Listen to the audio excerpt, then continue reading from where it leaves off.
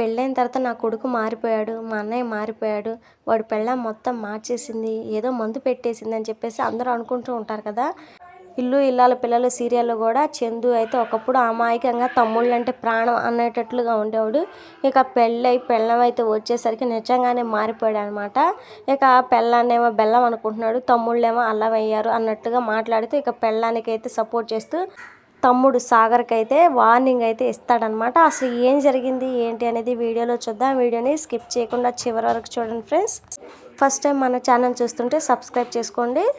నర్మదా శ్రీవల్లికి అయితే బాగా గొడవ జరుగుతుంది కదా. ఇక నర్మదా అయితే ఇంకోసారి మా విషయాల్లో జోక్యం చేసుకుంటే మర్యాదగా ఉండదని చెప్పేసి వార్నింగ్ అయితే ఇస్తుంది కదా. ఇక శ్రీవల్లి అయితే చందు దగ్గరకు వచ్చి బాగా ఏడుస్తూ ఉంటుంది అనమాట. ఉన్నవి లేనిపోయినవి అన్నీ కల్పించుకొని చెప్పేసి చందుని ఇంకా నమ్మించాలని చెప్పేసి నీలాంటి మంచి భర్త దొరకడం నిజంగా నా అదృష్టం బావా. ఇంట్లో అందరు నాకు సపోర్ట్ చేయకపోయినా నువ్వు ఉన్నావన్న ధైర్యంతోనే నేను ఈ ఇంట్లో ఉంటున్నాను. తల్లిదండ్రి లాంటి అత్తయ్య మావయ్య గారు దొరికారు, నీలాంటి మంచి భర్త దొరికారు, నిజంగా నా అదృష్టం అని చెప్పేసి ఇక గుండీలు పెడుతూ గుండెల మీద పడి వాలిపోతుంది అనమాట.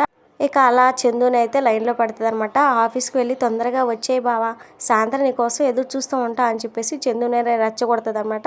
ఇక చందు ఆఫీస్కి వెళ్తూ ఉండగా సాగర్ అయితే కనిపిస్తాడు. కానీ సాగర్ని పలకరించకుండా చందు అలానే వెళ్ళిపోతూ ఉంటాడనమాట.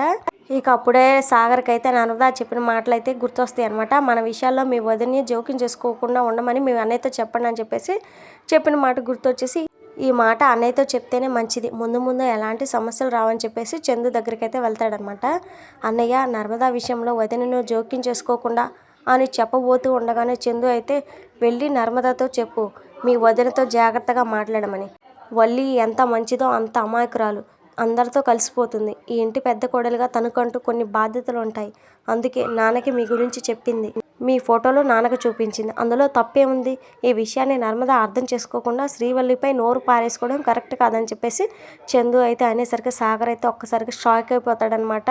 ఏం మాట్లాడుతున్నావురా, ఏదైనా ఉంటే మనలో మనం మాట్లాడుకుంటే సరిపోతుంది కదా, నాన్నతో చెప్పాల్సిన అవసరం ఏముందని చెప్పేసి సాగర్ అయితే అంటాడనమాట.